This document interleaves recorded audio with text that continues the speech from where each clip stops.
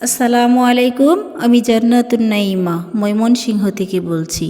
আশা করি যে যেখান থেকে আমার ভিডিওটি দেখছেন সবাই ভালো আছেন, সুস্থ আছেন। আমার দাদার প্রায় 200 বছর আগের এই খাট অযত্ন আর অবহেলায় আজ প্রায় শেষ হওয়ার পথে। আমার দাদা তো বলে গিয়েছিল তার বড় নাতনিকে এই খাটটা দিয়ে দিতে। দাদা যতদিন বেঁচে ছিলেন তার বড় নাতনিকে এই খাটের মধ্যে নিয়েই ঘুমাতেন। বড় ছেলের প্রথম নাতনি আমার দাদা তো খুব খুশি ছিল। আদর যত্নে নাতনিকে সব সময় মাথায় করে রাখতেন। আদর যত্ন আর ভালোবাসা থেকে আমার দাদা বলেছিলেন যে আমার নাতনিকে এই খাটটা আমি দিয়ে যাব। আজ যত্নের অভাবে খাটটা প্রায় শেষ হওয়ার পথে। আমার আব্বা আর আমার বড় ভাই এই খাটটা কিন্তু রং করার জন্য বহুবারই চেষ্টা করেছে। আমাদের এলাকায় কাঠ মিস্ত্রির অভাব নেই, কিন্তু এই খাটের পরিচর্যা করবে এমন মিস্ত্রির অভাব। আমার ভাই সিদ্ধান্ত নিয়েছে এই খাটের রং করবে, দাদার ভালোবাসার উপযুক্ত সম্মান দিবে। ভালোবেসে যেহেতু দাদা এই খাটটা নাতনিকে উপহার দিয়েছে, আমার ভাই বলেছে যতদিন বেঁচে থাকবো দাদার এই সম্মানটুকু রাখার চেষ্টা করব।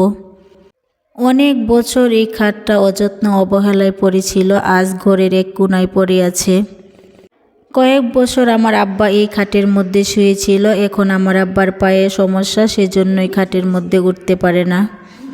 200 বছর আগের এই খাট, মনে হয় না আরও 500 বছরেও কিছু হবে ইনশাআল্লাহ।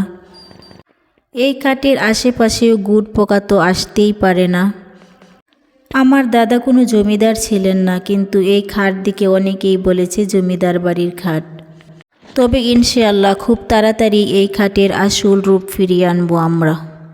দাদা যে ভালোবাসা তার নাতনিকে দিয়েছিল, এই ভালোবাসার সঠিক মূল্যায়ন করতে চেষ্টা করব সর্বোচ্চ।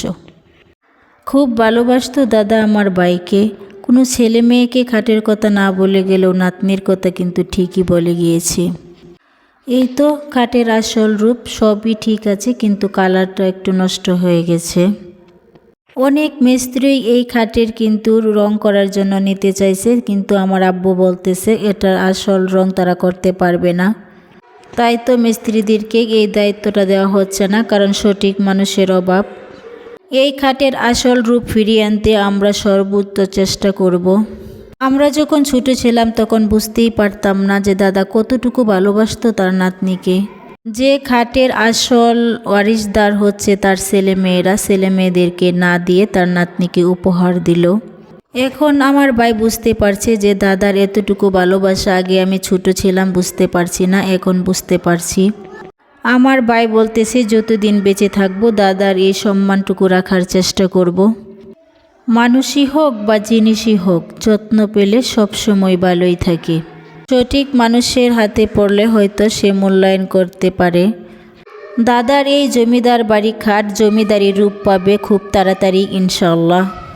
ভালোবাসার জয় হোক।